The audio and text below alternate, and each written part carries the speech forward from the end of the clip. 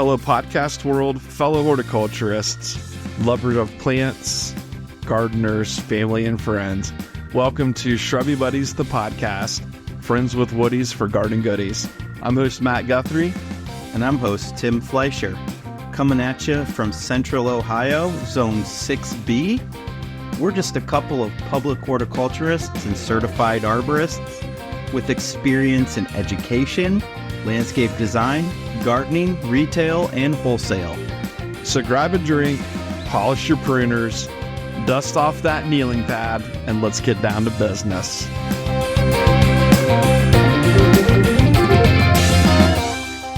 Hey, Shrubby Buddies. This is Matt with Tim, and we just finished recording our last episode and completely forgot to answer a question. So I'm going to plug this in before the main course, if you will. So this is a little appetizer to the main episode coming up.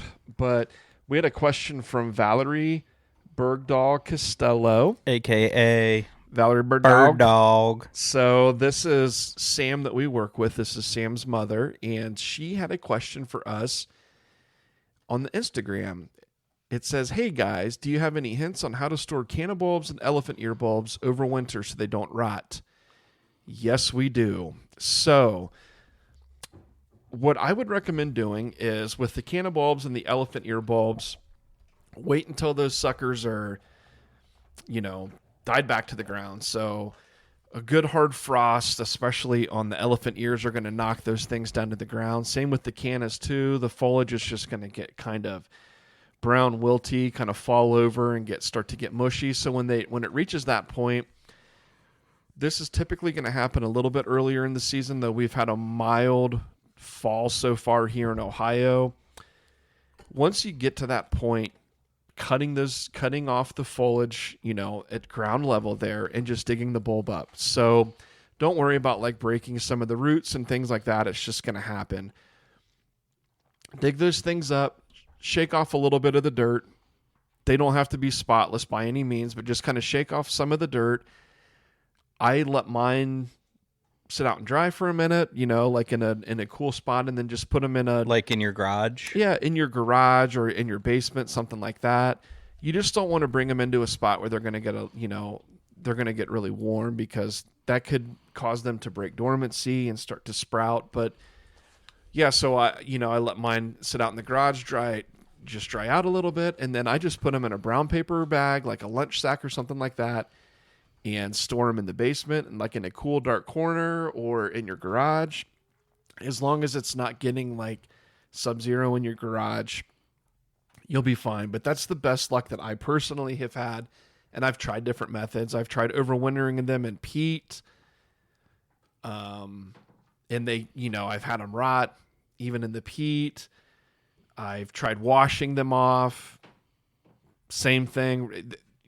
I've had them rot. Not all of them, but I've had some of them rot. So just making sure that you let them dry out some. What about wrapping them up in some newspaper? You could wrap them up in some newspaper, yeah, or put them in a brown paper bag, however you want to do it. But that's all I would do. I wouldn't spend a whole lot of time getting these things perfect. So don't overthink it. Keep it simple. Don't overthink it. Just pull them out of the ground. Like I said, shake any excess dirt off. Some dirt on them is perfectly fine. Wrap them in newspaper, put them in a brown paper sack, and then stow them away in your basement. Cool, dark corner of the basement, and or let them in your be. garage. And just leave them be. Just leave them be. And if you want to start them a little earlier in the year, so maybe in April, you could pull them out and pot them up and start them in your basement under a grow light, so that you have a nice plant ready to go. Come mid-May, you can put them out on your patio. Otherwise, yeah, it's literally just once we reach middle of May and we're past the threat of a frost and a freeze, just planting those suckers in the ground and letting them do their thing. So not a whole lot to it. I will say with the cannas, believe it or not, in a protected area, maybe up close to the house or around a patio where it's kind of protected from some cold winter winds and things, I've seen people's cannas come back over winter in the ground in Ohio. So, yeah, which is kind of crazy. I haven't seen it with elephant ears, but I have seen it with cannas. So that's really all there is to it, Valerie.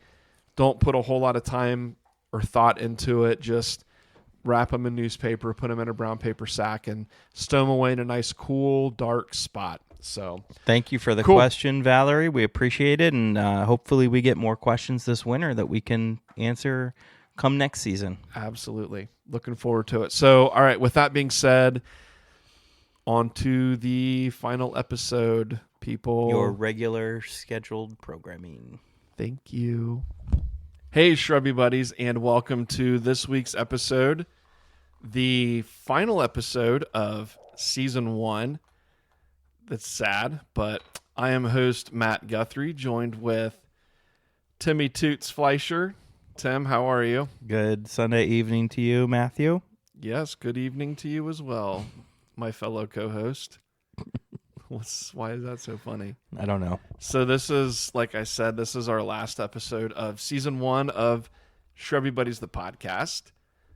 We are going to be taking a 2 or 3 month break from it to get some fresh ideas, some new topics, try and line up some guests. We have some other things potentially in the works for it. But yeah, and just with the holidays coming up, we felt like this would be a good time to break because our lives are about to get crazy busy over the next month and a half. But we're really sad about it, but also, looking forward to a break from it, I suppose. Not having to shift schedules around and things. Yeah, we'll take a little winter rejuve. Yeah. We'll get all ready for Season 2, and Season 2 is going to blow your minds. I hope so. But yeah, so thank you all for listening over the past, 30 weeks now. Since April. Since April, yeah. So thanks all for everyone that is our what's the word I'm looking for here? Dedicated listeners. Loyal listeners. Loyal listeners. I'm getting a little tongue-tied there, but that's because you're sad. Yeah, I am a little sad. I enjoy these. I enjoy these podcasts with you, and we can get together and shoot the shit and drink a beer and talk about gardening. Yeah, and lately we've been catching some football when we get together to do this, but by the time we start up this next season, we'll be out of football season. I know. So. There's a button for that. I know. I just don't remember know which one it is. Yeah, I'll end up hitting all of them but the right one. So this past week for us, it's just been getting ready for winter stuff. We got winter greens in to do pots and planters. So we got in some firs, some pine, southern magnolia, winterberry holly, red huck, painted birch stems, red twig dogwood stems, all of that good stuff, so we can start getting things ready for the holidays in the city of Dublin. Yeah, we got a big 10-foot fir tree put up and lit with some ornaments, and Matt worked on some nice uplighting in the fountains where we're gonna put some greens and some live trees down in Dublin. So it's that time of year. Yep, sure is. Shout out to M&M Wintergreens in Cleveland, Ohio. M&M. That's who we get our wintergreens from, is M&M Wintergreens in Cleveland. And fantastic family, great business. Their product's always solid. We've had nothing but good experiences with them over the, using them over the past, handful of years now. So really great material. They're wholesale, but it's fantastic material that we get from them. It always looks lovely, and they're very easy to work with. So yeah, we're getting all that done last week and this week. And I would be remiss if we didn't mention the news we got, too. Oh. From our friend Megan. Yeah, go ahead and talk about it. So Matt and I were selected to speak at the Cultivate conference in July that's held here in Columbus, Ohio. It's one of the biggest green industry gatherings in the country, and it happens here in Columbus. We talked about it when it happened this past July, and Matt and I applied to be speakers for a talk, and we got selected. So now we're super nervous. I'm not nervous yet, but You're the not? day of, I will have the nervous poops Yeah. and the nervous pees for sure. Well, maybe we'll get maybe there'll be like a special bathroom for speakers. Yeah, like a nervous poop bathroom. Yeah. That would be awesome. What I am looking forward to is the speaker only Snacks. snack room. Yeah. That room we always walk by and we're like, damn, what do Damn. we got to do to get in Yeah. there? Well, guess what? we got her now. We're so in. yeah, so that's exciting. That'll be a good talk. We'll have a good crowd. Hopefully we can give the people some information. Yeah, that- let's give them what that they can want. Find useful. And Yeah. I don't know. Maybe they'll enjoy it. Maybe they won't. I don't know. We'll probably never get asked back. But No, that's false. But as for today, what are we going to talk about on this final episode of the season? Final episode of the season. We are coming up on the holiday season. Thanksgiving's this week. Christmas is going to be here before we know it. So people are out there Christmas shopping, taking care of those Christmas lists. And we have the holiday gift guide for the gardener in your life. So maybe you have a son or a daughter, aunt, uncle, cousin, grandparents, mom, dad, somebody in your life that's a gardener, horticulturist, landscape designer, whatever it may be. So we're just going to go over a list of things that we have come up with that would make great gifts for that person in your life. So yeah, I mean, we've got a pretty robust list here, and Yeah, and the list has got a little bit of everything Yeah. for anybody. And there's some things on there that are going to be pretty pricey, but then we've got some more affordable options on the list too. So should be something for everybody on today's list. cool. So I guess we can just dive right into this, people. I want you to dive in head first and just pick something, just whatever's. I'm just gonna start right at the top, bro. Oh, we're just gonna go top down. Why? I mean, I'm just gonna start right here, Okay. and then I will highlight what I think we should do next. How's that sound? I like it. All This right. little game. Okay, so first on the list, Felcos. Felco pruners. If you're not familiar with them, they are the number one pruners you can get. So Felco pruners, they make them for small hands, big hands. They make left-handed versions. They have some different blade shapes, cutting capacities, all of that good stuff. But what's great about Felcos, and we've talked about them in the past, is they are 100% rebuildable. So these are pruners that you're going to buy for somebody. They're going to be in that, I don't know, what, $60 price range for a nice set of Felcos. So not crazy. It's still affordable, but this is something that you're going to buy one time with proper care. They'll last you forever. But yeah, Felcos. I know I use them. You use them. Everybody that we know that are gardeners or horticulturists have Felcos, right? So FELCO. And I think that at any kind of specific products we list today, we should get on a link page in our Instagram. But like Matt said, that the Felco products, you can buy interchangeable parts for everything, so they will last forever. So, your blade gets a nick in it, or it gets dull beyond how you can sharpen it anymore. You buy a new blade. Yeah. And you could buy a new spring, and you can buy a new handle. So they should last you forever. So the $60 price tag isn't really that bad. No, and they're easy to disassemble and clean. They come with a little tool that takes everything apart for you. So warm water with some mild soap. And you can buy some, more industrial type cleaners for them. But a little warm water and soap goes a long way on those guys, and maybe an old toothbrush.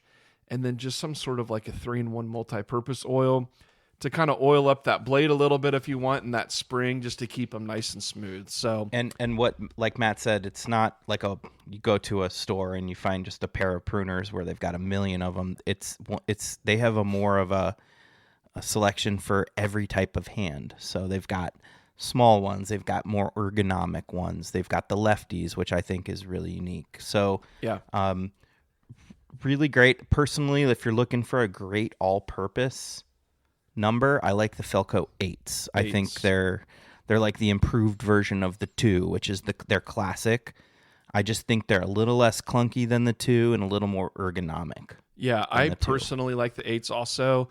The 9s are nice, but I think, what are the 9s just a little bit bigger, or are they the ones that are just a hair smaller? I think the 9s might be the lefty version of the 8. Oh, really? To be honest with yeah. you. But like, for instance, they make a number 13, which is a very large pair.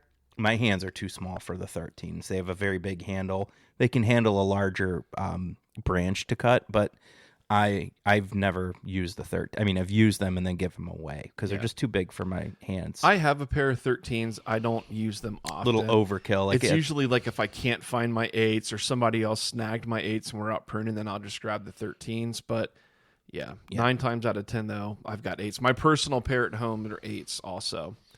So good, great pruner. So can't say enough about them. If you're going to buy someone pruners, it's the Felcos are where you want to go. Felcos are the way to go. And kind of staying on track with the hand tools, another fantastic purchase for the gardener in your life is a Silky handsaw. So this is a Japanese company. The Japanese companies make some really nice saws. Yeah, good steel, super sharp, like razor sharp. They again will last a long time because you can purchase a new blade for the unit. So if you lose some teeth, sometimes the tips will break off of them, just the tip.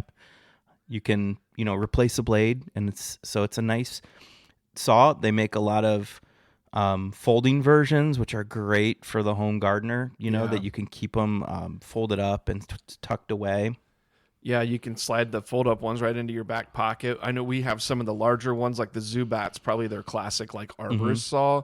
It's going to have like a 13-inch saw on it, so probably an overkill for most home gardeners. I think the Super XL 210, I think, is like a really good standard model for the home gardener, and I think it runs between like $50, if that, maybe 45. Yeah, when you start getting into some of the nicer, non-folding, I guess, single unit saws with like a sheath, you're in that $100 range for like the Zubat or the Tsurugi, I think, is another one.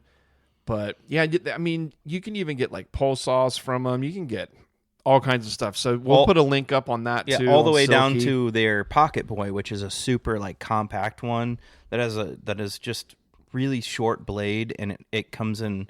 You can get the coarse teeth or the real fine teeth, but this is for your gardener that's doing some pruning on their trees, that's doing some shrub pruning, that's just some branches that are a little bit too big for those hand pruners to handle. So yeah, good call on that. Yeah, so Silky handsaws, check them out. Like I said, we'll have a link page for all of this stuff on our Instagram account, or if you have any questions about it, feel free to reach out. But and Amazon carries a lot of this too. I can't say exactly which thing we're going to talk about today that Amazon does or doesn't, but I know for a fact they carry Silky. Yeah. So very good, Tim. Okay, so staying on the tool side of things, let's talk a little bit. I'm gonna leave this one up to you because I know, like, you are you're the master of these. So there's a knife brand called Opinel, and it's a French knife. And I was turned on to these by my friend Sam, who lives in California, many, many years ago. They're at the root of it, they're a pocket knife brand. They make pocket knives. They're not like the quick action, flip them open and you're ready for a bar fight type knife. They're you pull them open, you have to twist the lock, and it's a different type of knife experience, but they're really well made. Opinels, they have a carbon blade, and then they have a stainless blade, right? Yep. So you can get so many different modifications in these things, and they have a classic wood handle. They come in so many colors. So what's good about Opinels for a gift is that you have the ability to order the knife handles in different colors. So someone who really likes purple or red or yellow, you can get them the knife. And what's neat about that too is so easy to find if you drop it in the garden with the bright colored handles. And then on top of that, you can personalize them. They're one of the only pocket knife brands that just has so many personalization options. And I know I bought some for you guys a few years back for the crew in Dublin, and I put everyone's nickname right on the blade. And it's so easy to personalize them. I've gotten them for when my friend Chris got married, he gave all the groomsmen a personalized Opinel as a gift. So really great knives for gardening, but then they also have, just bigger picture, they have a line for the home cook. They have a line for the outdoors person, but they also have a line for the home gardener. And if you go onto their website and start clicking around, they make hand pruners. Now, I recommend the Felco hand pruners. That said, if you did Opinel hand pruners, you could personalize them. They come in a couple different colors. A good pruner, I know we have a pair. It's not the first one I grab, but if you're looking for personalization and different colors, they definitely do the job. But then they have a folding handsaw. They have this cool mushroom knife. So if you know a gardener who likes to forage for mushrooms, it's got this recurved blade with a brush on the other end, so you can cut your mushroom out from the ground and then brush the dirt off, stuff like that. So if you check it out and just look on their website, they've got a lot of stuff for the gardener on the Opinel website. But yeah, and going back to those Opinel pruners, like you said, Felcos are what we're going for first. And if I was saying if someone was asking me, what do you recommend for a printer, Felco, absolutely. But we did buy a pair of the Opinels to try them out because of your love for Opinel, and they're not bad pruners by any means. You know, I've used them. I don't mind them. They work well. They're sharp. They have good blade steel. But, I mean, they're not Felcos. Right. But Felco's in the market for pruners. Specifically. Right, for a company that doesn't specialize in pruners, they're pretty darn good. Yeah, they're good pruners, so no knock on those. So yeah. Opinel, Opinel. Yep, Opinels are sweet. You did gift all of us those, and that was really cool. Yeah, I still have mine. Thanks. Yeah, well, yeah, and I customized one of yours. Do you remember? I drilled the wood out and and tapped a regular pocket clip onto it. And we did the whole thing where we did like lemon juice on the blade. Oh yeah, we did because you had a carbon blade and we did a patina. Yeah, patina ourselves. So we actually put a really cool patina finish on. Yeah, like little droplets. One of yours. I think I've done a patina finish on a couple different ones that I've bought. It's a really fun knife to modify. So. Yeah. Little yellow mustard on there, and you let it sit for a while and wash it off, and it creates a patina. Doesn't sound real, but it's real. Yeah, yellow mustard. So cool. So Opinel knives, and another tool that we have, and this is going to be something a little bit more on the expensive side. So maybe this would be like a gift if you're looking to get something for your husband, or if the husband's looking to get something for the wife, or whatever it may be, or the husband for the husband, or the wife for the wife, a Honda tiller, or like a small cultivator. So it's a Honda powered. Think of like the Mantis is the name that everybody is familiar with. So something like that, but you could get the Mantis. We have Honda tiller on here because that's what we have at work. That's what you have at home, Tim. They work really well. Whenever I need one, I borrow Tim's. I don't know. Yeah, they're just great for going in between rows of vegetables. If you've got small gardens at home, you want to till up some weeds, they're great for that. You can kind of get around some shrubs. I mean, the garden we built, let's say it's 20. What do you think? It's like 400 square feet on the inside of that garden? Yeah, maybe somewhere in there. I would say between 300 and 400. I mean, it's great for that. It's great for tilling up my garden before I plant in the spring. And like Matt said, if you plant your rows properly, it's got a slender profile so you can till between rows. It's such a great little tiller, and I like the Honda one. We've had it for a while now. I remember we bought it at the Home Depot out here in Marysville because it was the one that had it.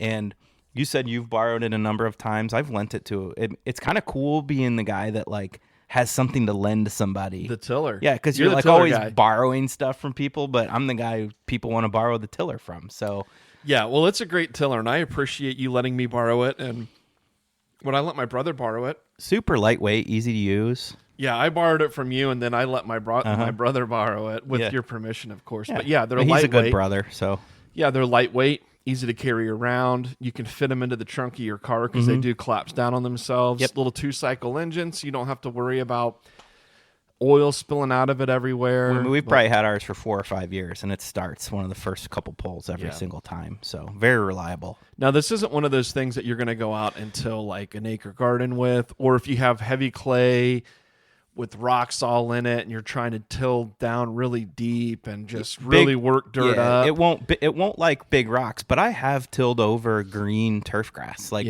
right into grass. So it does work. It does do a pretty good job. Yeah, it does do a good job. I know one of my mailbox bed here, that was just like the shittiest soil ever. And I top dressed it with some good like compost and went over that thing for like a half hour and was able to get it worked in there pretty good. Added a little more soil, worked it in a little bit more, but yeah, so like a Honda tiller cultivator. So specifically, if you have somebody who's creating, perennial beds year after year, just adding more, or if that's great if you've got someone in your life who's got a vegetable garden who every year it needs that tilling. It's such a great investment, like a little tiller. So absolutely, yeah, cool. So electric blower or electric tools, kind of staying on the tool side of things. This again is going to be slightly more on the expensive side, really depending on which way you go with it. So I know with the electric tools, you can stay in the professional side of things and you can go with the Steel or with the Husqvarna tools. They do make consumer lines, but there you're talking kind of like that premium class of tools with the Husqvarnas or Steels. Craftsman makes stuff. Milwaukee has stuff.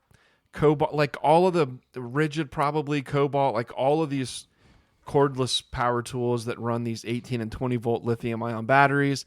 If you go out in your garage, whatever you have, sorry, Timmy Toots. Sorry to interrupt you. So, damn barking spiders. So see what you got, and they're whatever brand of electric tools you already have, like I'm talking like hand drills and things like that, impact wrenches.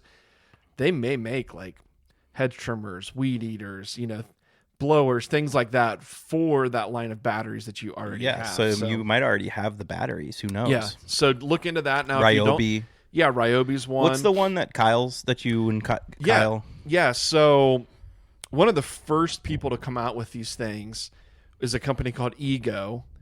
And I can't say enough good things about Ego. Now, I personally don't have any Ego. I don't have any electric tools myself, but my younger brother does.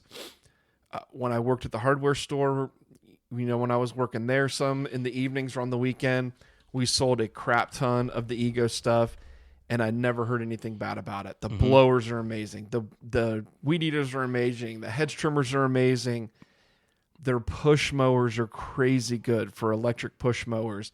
They've even got like commercial type 0 turns out now in riding mowers. So Ego is great. You can buy a couple batteries and then get the tools only. And then you have a whole lineup, and all you got to do is switch out the batteries between the two. No maintenance on them. It's literally just charging a battery. So yeah. And something that personally, and Matt knows this, he might roll his eyes, that I like about the electric tools is just the lack of noise compared to something gas powered. Because when I'm gardening, I like it to be a little more zen and quiet and less smelly. And I like that you can run these electric tools.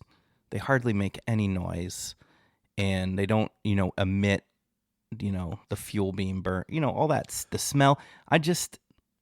Personally, it gives me a more zen experience when I'm using something electric. Yeah, for sure. They are quieter. The hippie in you would definitely have an appreciation for the lack of exhaust being spilled out of these things, because let's face it, I have a hippie in me. The hippie in any of us that are listening. So like the way I see it, dude, if you're like hardcore into gardening and stuff and like all of that, there's a little side of you that's a little hippie, right? Like a little aware of the environment and for sure. And all of that. So and that said, I do own a Steel gas powered backpack blower, because we have, we don't have a huge yard, but for like a little neighborhood, we sit on almost a half acre, and we've got a lot of big trees, and moving those oak leaves from one end of the yard to the other. Yeah. I'm not doing that with an electric blower. No, but you don't need to fire that up to blow the grass off the driveway. No. Or, things like that. or maybe a few of those lingering leaves in the spring. Yeah. But it's true. Like if you think about the number of homes in this world that have push mowers and leaf blowers and things, and the exhaust systems on these things aren't designed to do anything but like help make it less noisy, right? So, and they're not the most efficient motors in the world, or engines, I'm sorry. My dad would get on me about that because a motor's electric and an engine is gas powered. Oh, so Mike. electric motor. So these engines aren't the most efficient of things in the world, but yeah, I don't know. Electric power all the way. Good. So lots of electric tools out there. Ego. Check out Ego. I'll link Ego. I have that neat little, it's Milwaukee, and I have Milwaukee drills, but it's a Milwaukee chainsaw, and I would say the business end of this thing is maybe 6 inches long, but it's great because my property's like has all these pine trees that just drop limbs all the time, and when it does, I just go and cut up the limbs into manageable pieces, and something that might take an hour with my handsaw takes 10 minutes with my little Milwaukee chainsaw. How long did you say the business end was? The business end is 5 or 6 inches. So like 2 or 3 inches more than your business end. If you fold it in half. Yeah, I hear you, dipshit. All right, next topic. All right, so that's kind of where we were at with tools. Yeah, let's talk. Let's get off the tools for a minute. We'll get off the tools for a minute, and we'll get into kind of the clothing line. So a lot of people like clothes for gifts or like gifting clothes to people. So if you have a gardener in your life, there's a lot of great clothing items that we can suggest to you. Now, from two guys that are public horticulturists, have been doing this their entire professional career, we've tried it all. We know what works. We know what doesn't work. I know that your wife, Megan, has really weighed in heavy on one item on this list and can't say enough good things about it. So, you want to hit on that? Yeah, it's at least for me, it's important that I spend the money on clothes. I just do. I want pants that are comfortable. I want shirts that are comfortable. I want function too. I want like the pockets to be in the right places. I'm not just trying to go, spend the least amount of money, even though it's a lot of the time it's for work. It's still important to be comfortable at work, right? Yeah. And may I add into that too? Yeah. So form and function for sure, and comfort, because you're in these things 40 plus hours a week, but durability too in this line of work is something. So, and that said, I'll touch on what Matt was mentioning about Megan, my wife. She is in love with this woman's hooded vest, and it's from Carhartt. And I remember buying her second one a long time ago. That was back when the Andersons was still open, because the Andersons carried them. And I had my discount when I worked there in the garden center. So she's been wearing this thing for a long time, and I think she might be on her third one. She still has the others, but I mean, she loves them so much she has multiples. But what she was telling me was the Carhartt material can sometimes be a little stiff on your body. It can be a little restrictive. But when you have the vest, you have your arms a little freer to work. So it keeps your core really warm, keeps your arms a little freer, and then it has the hood. And this thing's lined with a really, really nice soft wool.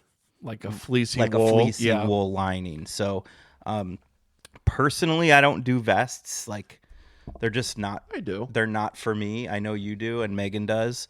But the Carhartt hooded vest, it comes in a couple colors, but it has a lot of pockets on it. It's really heavy duty, and she swears by that thing. Yeah, so I think Carhartt in general does a fantastic job of just like killing it with durability and meeting the functional side of things, while also still keeping it as comfortable as what work clothes can be, and also as stylish. What I will say is, with a lot of these companies, they've come a long way. So like you were talking about the stiffness of this like canvasy type material that Carhartt or Duluth Trading Company is famous for. It's extremely durable, but traditionally speaking hasn't always been the most comfortable thing out of the box. So there is a break-in time with it, but they've done a really good job of working in like just a couple percent, like 2% spandex to kind of give it that little bit of stretch and little bit of, softness into the material. So they are making the, move in the right direction to not get away from the durability of the product, but making it like a little bit more comfortable to wear. So. Yeah, and with the spandex, there used to be a time when you would buy a pair of pants, and if it was the wrong size, it was the wrong size.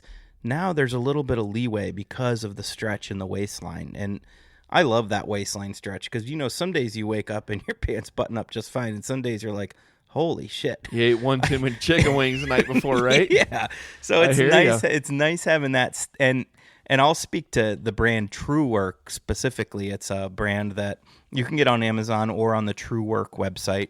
But I bought a whole gaggle of True Work pants and shorts back in the middle of COVID when I did my stint in Gehenna. Yep. And I still wear them every single day almost, like the same exact ones I bought. So Matt's talking about longevity.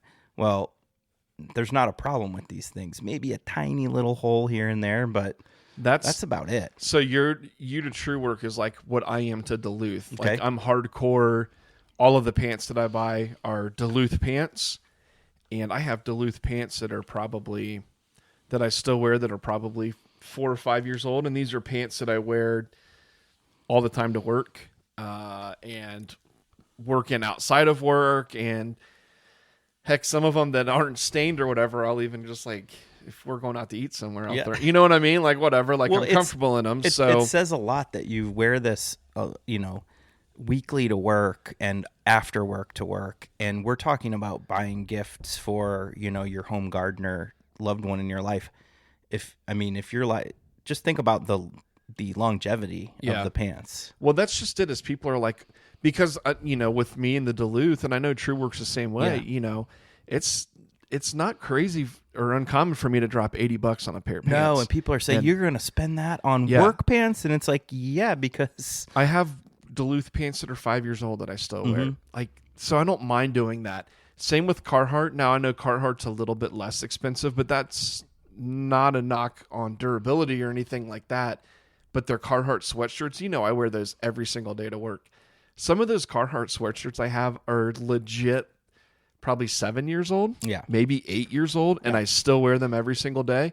And I've bought pants at like big box stores for like $20 a pair that are work rated, and they've lasted me like 2 seasons tops, and that's fine. But just think about this. You're spending, $60-$70 on a pair of pants, and now I'm going on like year 6. So yeah, I don't want to be down on the ground planting something and have to worry about my pants tearing or my crotch ripping out. I certainly and you don't 100% don't, because you go commando every freaking day. Yeah, I do. Don't knock it till you try it. Dude, we don't need to see your sack hanging out. So, think about that.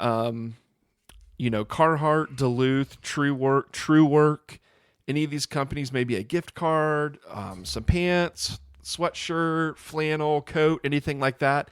I wear all of the Duluth socks because I'm kind of a freak about the sock thing. Mm-hmm. I get the Coolerino, which is like a merino wool sock. They're a little pricey, but there again, they last forever. You can get them in lightweight, midweight, heavyweight for all different seasons, all different lengths. And there's few things I hate socks more in this world than socks with holes too. Yeah. So socks that can last a while are huge for me. Yeah. See, I got Duluth socks on right now. Yeah. See there? So don't you hate it when there's a little hole in the front and your toe just busts through the hole? Dude, like those socks go into my rag bucket immediately. Yep. Yeah. I'm right there with you. So staying kind of on this clothing kick, we're going to talk about footwear. So we won't dive too deep into this, but the boots that we are, that we wear primarily are Danners and Keens, both American companies. I think Danner's out of like Oregon, maybe some. I think they're both out of the Pacific Northwest. I think they are, because they have a boot called the Corvallis, and that's Corvallis. That's Oregon. Yeah, but I was thinking Keene. I think Keene might be out of Seattle. I think they may be out of Seattle. And but at our work we're required to wear steel or composite toe because of the equipment we use. But almost everything we buy in composite or steel toe also comes in a soft toe. Yeah. Yeah. So I've had them all, like the hiking style Keens, the hiking style Danners with the safety toe. And I keep going back to these. For me personally, I've just been in love with these Keen Cincinnatis, and they're a little bit heavier.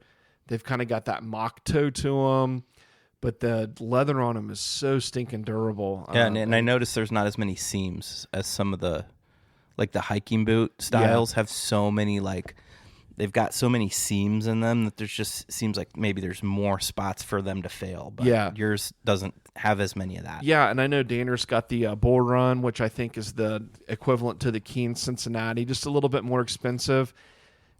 Nothing against the Danners. I've had Danner boots and love them. They're probably some of the most comfortable boots I've ever had in my life, but I've just had good luck. This is my third pair of the Keen Cincinnatis, and for me, it used to be just like if I could get one good season out of a pair of boots, like that was doing good for me. With the Keen Cincinnatis, I've been able to get like a season and a half, almost 2 seasons out of them. So, yeah, I'm really, really rough on footwear, but yeah. So, what you have anything you want to add to that? I know I love both these brands. I like the hiking style ones. We often at work, we are also in charge of the natural areas, so it's not uncommon for us to be trudging through the woods, up and down hills. So having that hiking style boot that's made for a situation like that is nice. Yeah. And for your home gardener friend, getting a hiking style boot's great too, because they can use it out to garden, but then they can also use it for a weekend hike or something. So it kind of kills 2 birds with one boot. And I will say because I've had them all, or the heavier leather ones, which is what I've been gravitating towards here lately, and the hiking ones. The hiking ones are by far and large more comfortable. They're lighter weight. They typically have a more comfortable insole, all of that good stuff. But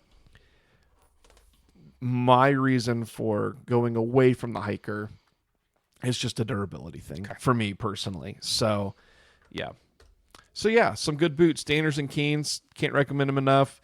Red Wing and Irish Setter make good boots. I know there's a lot of different boot companies out there, but we're just speaking from our personal experience. So, and then last thing, I know Megan's got one, and I always compliment her on it, but maybe a nice little hat. I think they make a couple of versions of these hats for men, but it's mostly geared towards female, but that's the slogger hats. And they're just those like wide, maybe like 6 to 8 inch. You think they're that wide? Wraparound brim. Yeah, a wraparound brim, but they're just like these knit hats or straw hats that would be perfect for the gardener. Not expensive. This is on the clothing side of things. Something super that you would flexible. Wear. Keeps the sun off of your head and your face and your neck. You're talking $30. Yeah. So pretty affordable, but yeah, the sloggers hats, and we'll get a website up for those. Something else that you could wear, but it's not clothing related for the gardener in your life, would be some noise canceling over-the-ear headphones. So we have over-the-ear on here. I know you and Megan love the Bose, and they make great headphones. My wife has the Apple over-the-ear noise cancelers. I forget what they're called. Anyways, she loves them. I'm not as big of a fan of the Apple ones, although the durability of them feels great. But as far as the sound that comes out of them, I'm like, nah, it's fine. But I know Beats is a big name. I personally like the Sony noise canceling headphones. They make some awesome ones. Because we love music, we also want like good sound to come through them, right? So I love jamming when I'm gardening. Yeah. Or listening to the Shrubby Buddies podcast while you're gardening. So, and Megan does that a lot in her Bose headphones, and I use mine for when I'm mowing or using equipment, just to kind of, protect my ears and drown out that sound. When I'm weeding in the garden, I like a Bluetooth speaker because I don't like to be snuck up on.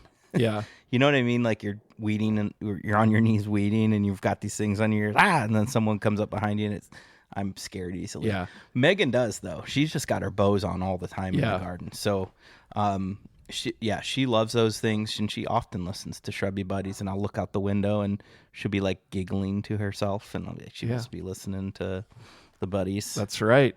I have a cheaper pair of over-the-ear headphones from a company called Wyze, W-Y-Z-E, noise canceling. They fold up nice. And, for the money, for like that $60 to $70 price range, they sound great. The Bluetooth on them works really, really well. They never have a problem syncing up to the phone. But these I got because I can wear outside and beat up and all of that. I don't have to worry about it. And I've noticed the charge lasts forever. Yeah.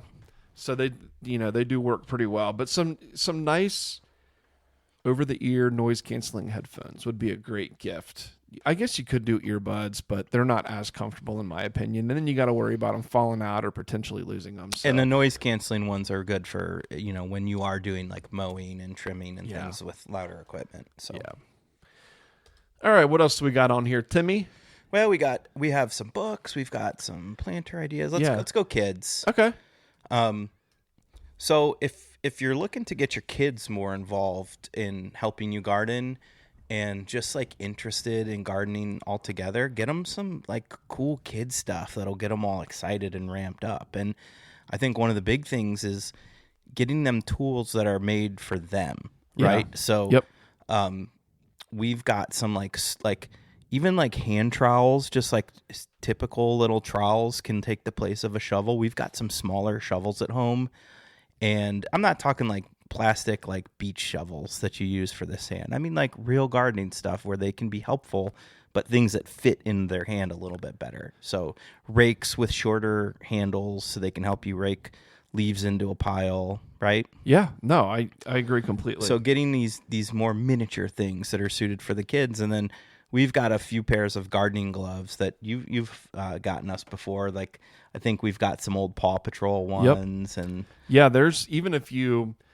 wanted a little bit more protection, or not protection necessarily, but a little bit more comfort than like some of those cheaper cotton ones. The Paw Patrol ones are neat because they're Paw Patrol. Yeah. But like Atlas brand that makes those like the silicone palmed, kind of semi-waterproof, they make those even for little kids. Do they? So, okay. Yeah. Good to know.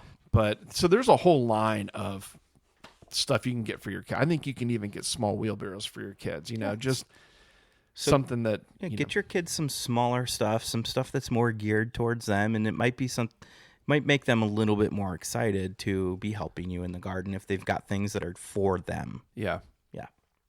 Awesome. Do you want to? Should we touch on that at all? Yeah. Especially this past season with the drought we had, and for vegetable gardeners who are doing a lot of watering, I like the brand Dram, D-R-A-M-M. And you can get these items at your local garden centers. I know here at Oakland is where they carry a lot of Dram watering wands. But I think it's just some of the best, highest quality watering wands. It's kind of like with the pruners. Like you're going to pay a little bit more for these, but they're going to last a lot longer than the cheaper, watering wands and breakers and things that you might get at like Target. Yeah, and Dram does make kind of a more consumer line. I know Ace Hardware carries, so they have like the line of stuff that you and I are used to, right? The more like, I don't want to say industrial, but more like commercial type line. Yeah. And then they have the more consumer type line. But for instance, the consumer line has a watering wand that's got the breaker, which is where the water comes out of, which is where it breaks the water into beads. So the business end. And then it's got the on and off switch all built into the wand. Whereas we would buy the wand, the breaker head, and the switch all separate. So those, I like how you call it the switch. What is it? What do we call it? The shutoff valve. The shutoff valve. Do you hear my dogs? Yeah, they are fighting. Yeah, they are.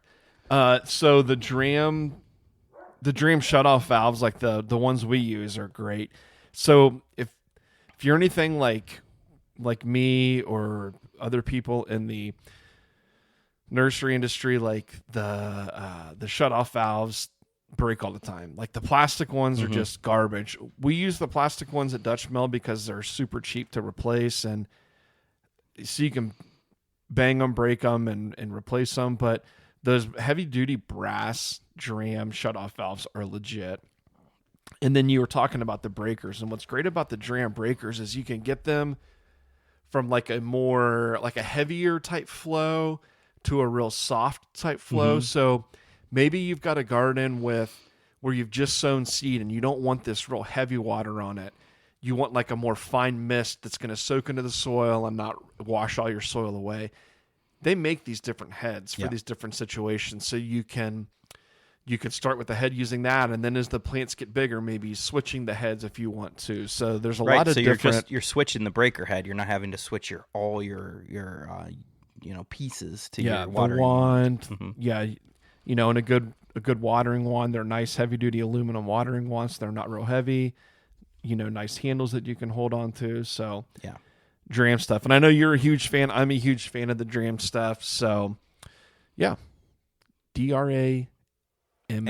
Dram with 2 M's. Dram with 2 M's. So, kind of like Tim with 2 M's. That's right. We also talked about specialty seeds. So this would be something that, we were just talking about gardening and watering.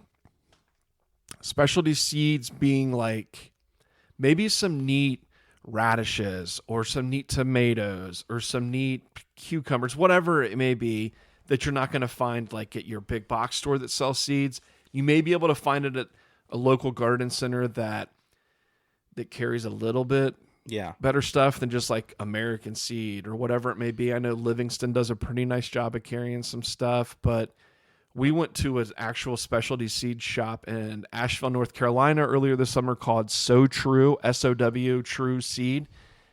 And they had your normal seeds, but they had a lot of like super cool like heirloom tomatoes, heirloom carrots, and you can go to their website, right? Yeah, you can go to their website, stuff. Mail order from So True, but that would be a great gift for someone who does a lot of vegetable gardening and you want to get them some really cool vegetables that. Trust me, as a vegetable garden, someone who grows a lot of vegetables, if you get me something that's kind of fun, like, oh, I've never heard of this type of tomato, it's fun to try something new like that. And that's a little more affordable side of things too. Granted, it's not 79 cents, per packet. It's still going to be more than that, but it's more affordable than some of these garden tools we're talking about. So that would make a really nice personal gift. And you could even pair that up too. Maybe some specialty seeds with like a hand trowel or some tags for labeling tags, your some gloves. Gloves. Yeah. So you could gift basket something like that. Some gift basket that shit. Yeah. And then planters and pots. Maybe you need some pots to start seeds inside. Maybe you do some patio gardening in pots, so you want something a little bit more decorative for your vegetables. You could go that route, or just nice pots for your annual planters on the front porch. Maybe investing in like a nice reusable hanging basket. That's what I did. So I have these kind of heavier wire baskets that I put cocoa liners in, and I do my own baskets every year. And then you just keep using them, and every couple of years you got to order a new cocoa liner. But hey. Yeah, and the planter can make a huge difference in just like how your patio looks. Whether you're using this like black plastic that the plant came in versus something more decorative, and they can be a little pricier. So if there is a special gardener in your life that you could zhuzh up their front porch a little with some of these nicer pots, then that would be a great idea. Just like we mentioned in the last episode, drainage. You have to buy things with drainage holes in them. If they don't have drainage holes or an ability to poke out drainage holes, then forget about it. Yeah, I know we've bought some nice heavy-duty plastic ones at Dublin that don't have the drainage holes, but it's easy enough to just get a drill bit and drill some holes out in the plastic. If you're getting concrete, ceramic, you could do, it would just take a concrete bit, a little bit more work, but concrete's not going to break apart like if you try to drill out a ceramic pot or like a clay tile-y type pot, so. Yeah, so drainage holes are super important, and if your pot doesn't have drainage holes, then it's good for fake plants. Yeah. You can it's just what I'm saying, like, if there's no drainage holes, you might as well just put fake plants in it. Or water plants, like marginal plants. Something that can take that, like, some standing water. That. Cool. So we'll just kind of wrap this last one up. It was a last minute ad by me, and And this is the kind of gift that I've asked for Christmases in the past. Yes, you have, and I've bought Megan gifts like this. So yeah, so this would be for the gardener that likes to read, or maybe the landscape designer in your life looking for inspiration or wanting to learn some new things. But so books, books specifically the Pete Oldoff books. He has some that are fantastic, that have like, it's kind of a look into his mind of garden design and some of the plant combinations that he uses, what does and doesn't work in certain situations. So Pete Oldoff books. I put down the Roy Diblick No Maintenance Perennial Garden book. I have it. It's great. It's a great look into how to create some of these gardens, some of the plants that are great, durable plants that have proven to work, kind of an approach at site preparation, whether you need to amend soil or not, and kind of the direction to go with that. But and I'm not much of a book guy, but you have some books at your desk, and I like to flip through them. And what's great about gardening books is they've got tons of cool pictures. And so I often just kind of thumb through and let the pages go and then find some inspiration there. Like, man, look at that Sanguisorba. Like, I didn't know about that. Yeah. And I saw that in a book, and now, cool, let's try that out. Or that combination is beautiful. So, gardening books with lots of pictures can go a long way as well. Yeah, and what's great about a lot of these great gardeners that have released these books is they've done it. They know it works. It looks amazing. They have amazing photographers taking these pictures for them, but they love to share that knowledge with the world. It's not like they've got some cool plant that they're trying to keep secret from everybody. It's like, they want to inspire people to get out and create these beautiful gardens so that everyone's got beautiful gardens around the world and it's not just them. So, but yeah, so any of the gardening books, Kelly Norris is another good author, younger guy who does a lot with the more naturalistic approach of gardening, kind of creating these meadow-esque type landscapes around the house. So that would be a good one. And then there's some good reference books too. One that I go back on a lot is John Greenlee's Encyclopedia of Grasses, because I love grasses. So I reference that book quite a bit. But what's the tree book that we have? That not the Dirr. I do recommend the Dirr as a reference book, DIRR, Manual of Woody Landscape Plants. But what's that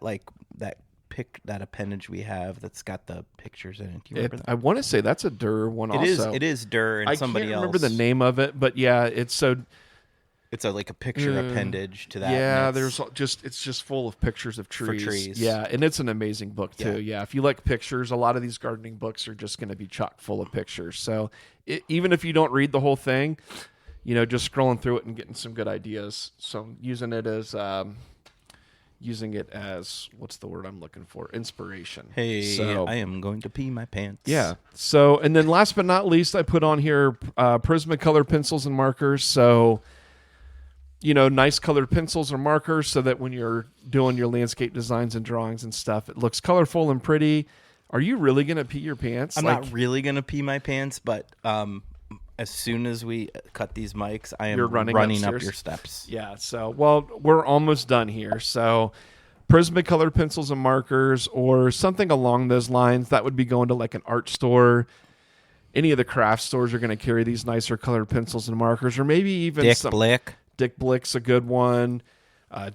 Joey and Fabrics is going to have them. Michael's, any of those places, or they may even have like their brand of something similar to this. So they make great gifts for the landscape designer in your life, but keep them away from the kids because they will ruin them.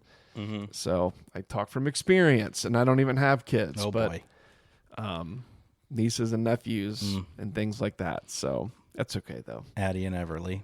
Yeah, mostly Addie, but anyways. So cool, people. That kind of wraps it up for the holiday gift guide for the gardener in your life.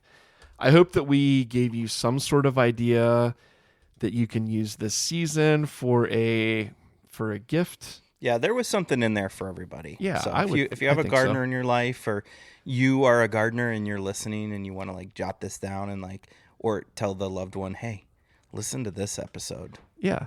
That'd actually be a good way to do it. Listen to this episode. Yeah, share the episode with your loved one and let them listen. Be like, pay attention to 32 minutes and 30 seconds. Pay attention right there, sweetie. Yep.